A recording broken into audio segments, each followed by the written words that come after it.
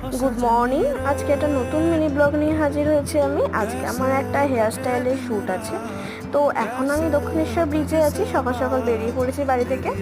আর দমদমে ছিল আজকে শ্যুটটা, এসে দেখো পুরো ঘেমে গেছি।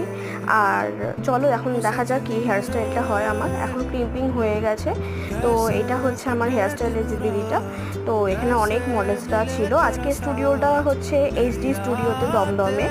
তো সেখানে শ্যুটটা। আর আমাকে এখন লাঞ্চে দিয়েছে বিরিয়ানি, যেটা আমার সবচেয়ে প্রিয়। সবাই মিলে খাচ্ছি বসে। আর এই দেখো একটা সুন্দর হেয়ার স্টাইল হয়েছে আমার মাথায়।